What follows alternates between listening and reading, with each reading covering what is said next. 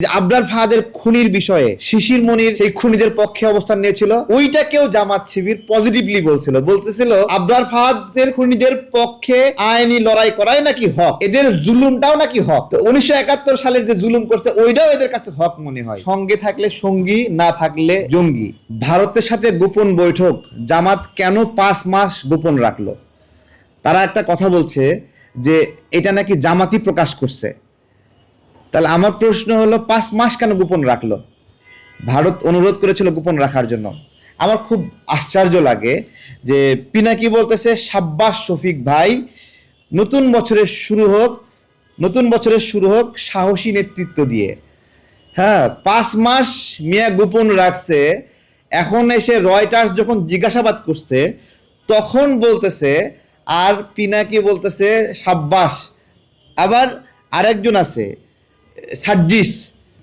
সাজ্জিস বলতেছে জামাতের আমিরের ভারতীয় কূটনৈতিক বৈঠক করেন, এই তথ্য পাবলিকলি না জানানোর কথা বললে জামাতের আমির প্রতি উত্তরে বলেন, দুই দেশের স্বার্থ সংশ্লিষ্ট বিষয়ে আলোচনা হতেই পারে, গোপনীয়তার কিছু নেই।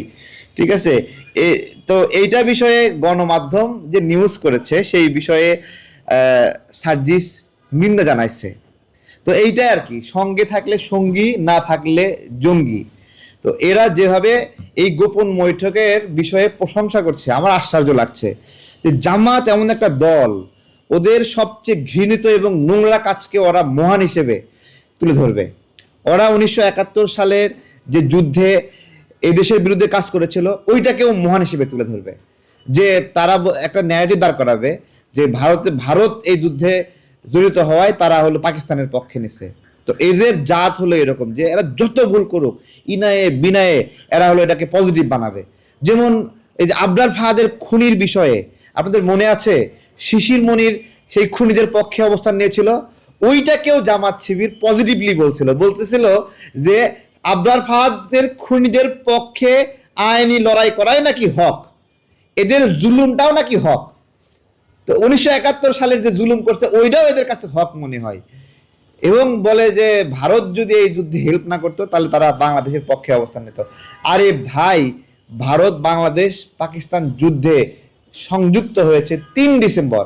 এর আগে 8.5 মাস ধরে এদেশের মানুষ পাকিস্তানের বিরুদ্ধে লড়াই করেছে।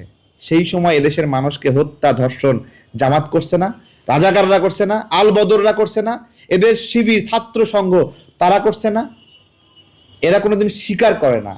আজকে ভারতের নতুন দাস পাওয়া গেছে, নতুন দাস।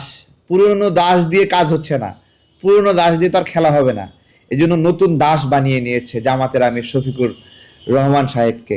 এটা নিয়ে আবার জামাত আবার নিন্দাও জানায়। 5 মাস লুকায় রাখছে, এটা নিয়ে কথা নাই, আবার নিন্দা জানায়। আবার পিনাকি বলে সাব্বাস শফিক ভাই, নতুন বছরে সাহসী নেতৃত্ব। 5 মাস লুকায় রাখছে, এখন সাহসী নেতৃত্ব। আচ্ছা, আপনাদেরকে বলি, রয়টার্স তো কি ধরনের গণমাধ্যম এটা জানেন?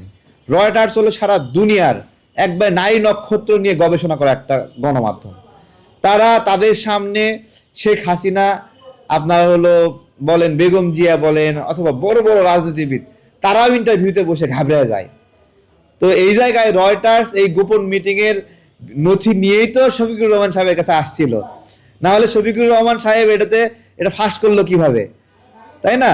তো এইটাই শুধু বলবেন যে 5 মাস কেন প্রকাশ করো নাই। 5 মাস সুন্দর এটা দেখেন, জিএম কাদের সাহেবের সময়ে বলছিল ভারতের সাথে কি মিটিং হয়েছে বলা যাবে না।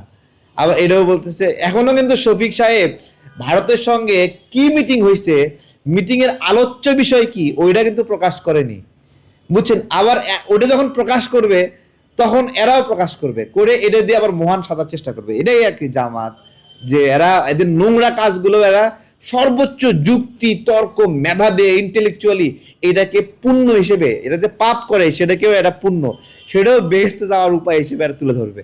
সামনে নির্বাচন ভাই, এই নির্বাচনের আগে জামাতের বিদেশিদের সঙ্গে বন্ধুত্ব এবং তৎপরতা এবং যোগাযোগ বেড়েছে। বিদেশিদের সঙ্গে বাংলাদেশের নির্বাচন নিয়ে যারাই যোগাযোগ করবে, বন্ধুত্ব করবে, তারাই হলো বিদেশিদের এজেন্ট।